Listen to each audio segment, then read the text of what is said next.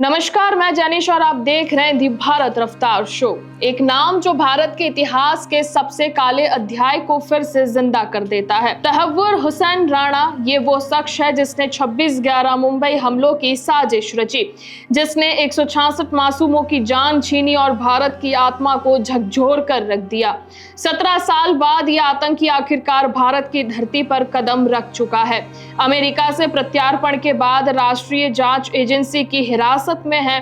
ये कहानी सिर्फ एक शख्स की गिरफ्तारी की नहीं है, ये उस खतरनाक जाल की है जिसे पाकिस्तान की खुफिया एजेंसी आईएसआई और आतंकी संगठन लश्कर-ए-तैयबा ने भारत को तबाह करने के लिए बनाई थी। आइए इस साजिश के पन्नों को पलटें और देखें कि तहव्वुर राणा कौन है और कैसे उसने भारत के खिलाफ अपने जहरीले इरादों को अंजाम दिया। तहव्वुर हुसैन राणा का जन्म 12 जनवरी 1961 को पाकिस्तान के पंजाब प्रांत में हुआ, उस देश में जो भारत के खिलाफ आतंक की आग को हवा देता रहा है।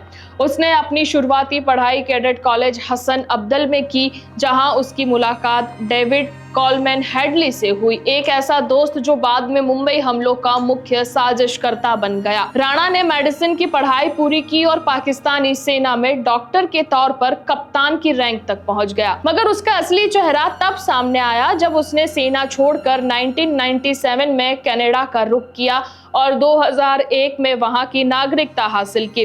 फिर वो शिकागो अमेरिका में बस गया, जहां उसने इमिग्रेशन कंसल्टेंसी का कारोबार शुरू किया, एक ऐसा ढोंग जो आतंक की साजिश को छिपाने का सबसे बड़ा जरिया बन गया। पाकिस्तान का आतंक के साथ रिश्ता कोई नया नहीं है, चाहे ओसामा बिन लादेन को शरण देना हो या फिर हाफिज सईद को खुली छूट देना हो। राणा उसी जहरीली जमीन का नतीजा था। उसकी दोस्ती हेडली के साथ और लश्कर-ए-तैयबा से उसका जुड़ाव इस बात का पुख्ता सबूत है कि पाकिस्तान आतंक को सिर्फ बढ़ावा नहीं देता है बल्कि उसे अपने हाथों से पालता पोसता है। मुंबई हमलों की साजिश की शुरुआत 2005 में हुई, जब राणा ने लश्कर और हरकत उल जिहाद अल इस्लामी के साथ मिलकर भारत को निशाना बनाने का प्लान बनाया। एनआईए की चार्जशीट बताती है कि राणा ने हेडली को इस खेल का सबसे बड़ा मोहरा बनाया। हेडली, जो गोरी चमड़ी और अमेरिकी पासपोर्ट की वजह से शक से बचता रहा, को मुंबई में उसने जासूसी का जिम्मा सौंप दिया। राणा ने अपनी firm first world immigration services को हेडली के लिए कवर बना दिया। 2006 में हेडली ने मुंबई में इस फर्म का ऑफिस खोला, जो बाहर से कारोबार का अड्डा था मगर अंदर से आतंकी टारगेट्स का ठिकाना बना हुआ था। हेडली ने Taj Mahal palace hotel, Chhatrapati Shivaji terminus, Nariman house और दूसरे अहम ठिकानों की जासूसी की और राणा ने उसे वीजा, टिकट और फंडिंग दी। दोनों ने सैकड़ों बार फोन पर बात की, हर कॉल के साथ साजिश को और मजबूत करते चले गए। इस पूरे खेल में पाकिस्तान का हाथ साफ दिखाई देता है। राणा और हेडली ने लश्कर के सरगना हाफिज सईद और आईएसआई के मेजर इकबाल से मुलाकातें की। मेजर इकबाल ने हेडली को जीपीएस डिवाइस की ट्रेनिंग दी ताकि हमला बेदाग हो सके।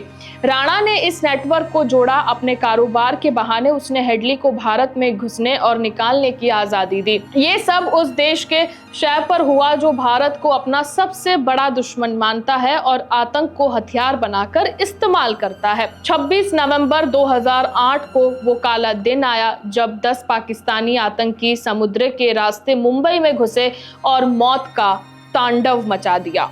कराची से नाव लेकर आए इन हमलावरों ने ताज होटल, ओबरॉय और सीएसटी स्टेशन और नरीमन हाउस को खून से रंग दिया। 60 घंटे तक चले इस हमले में 166 लोग मारे गए, 20 सुरक्षा कर्मी और 26 विदेशी नागरिकों सहित। यह भारत का 9/11 था और इसके पीछे राणा की साजिश का सबसे बड़ा हाथ था। हमले से ठीक पहले 13 से 21 नवंबर तक राणा अपनी पत्नी के साथ भारत आया था। दिल्ली, हापुड़, आगरा, कोची, अहमदाबाद और मुंबई का दौरा किया, शायद टारगेट्स को आखिरी बार चेक करने के लिए। और हमले के बाद उसने हेडली से कहा, भारतीयों ये डिजर्व करते हैं, और हमलावरों को पाकिस्तान का निशाने हैदर देने की बात कही। उसकी नफरत का इससे बड़ा सबूत और क्या हो सकता है।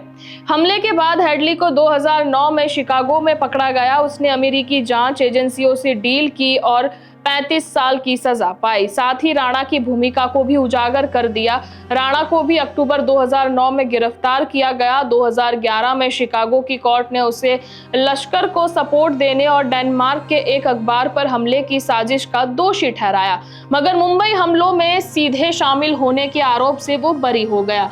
उसे 14 साल की सजा सुनाई गई, जो 2020 में कोविड की वजह से जल्दी पूरी हो गई।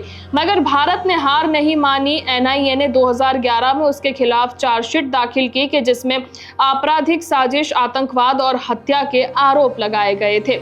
अमेरिका में राणा ने भारत के प्रत्यार्पण का विरोध किया, दावा किया कि वो आईएसआई के लिए काम कर रहा था, मगर सच यही है कि वह पाकिस्तान के आतंकी तंत्र का एक हिस्सा था। आईएसआई और लश्कर की कठपुतली जिसने भारत को खून में डुबोया। 2023 में अमेरिकी कोर्ट ने उसके प्रत्यार्पण को मंजूर किया और 4 अप्रैल 2025 को सुप्रीम कोर्ट ने उसकी आखिरी अपील को खारिज कर दिया। इसके बाद उसे भारत लाया गया। 10 अप्रैल 2025 को राणा दिल्ली के हवाई अड्डे पर उतरा।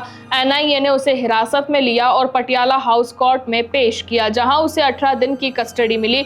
अब उसे पूछताछ होगी हाफिज सईद, मेजर इकबाल और पाकिस्तानी सेना के उस नेटवर्क के बारे में जिसने 26/11 को अंजाम दिया था। ये पूछताछ न सिर्फ राणा को सजा दिलाएगी, बल्कि पाकिस्तान के आतंकी चेहरे को भी बेनकाब करेगी।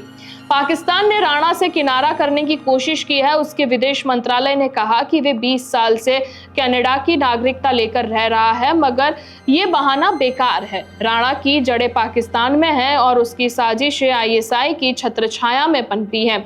भारत के सूत्रों का कहना है कि राणा के पास ऐसी जानकारियां हैं जो पाकिस्तान के आतंकी गठजोड़ को उजागर कर सकती है। राणा का भारत आना उन 166 परिवारों के लिए इंसाफ की उम्मीद है जो 26/11 में अपने अपनों को खो चुके हैं। ये पाकिस्तान के लिए एक चेतावनी है। भारत अब चुप नहीं रहेगा। राणा को सजा मिलेगी, शायद फांसी हो, मगर असल सजा पाकिस्तान को मिलनी चाहिए जो आतंक का अड्डा बन चुका है। आप क्या सोचते हैं? क्या राणा की सजा से पाकिस्तान सुधरेगा या ये सिलसिला यूं ही चलता रहेगा?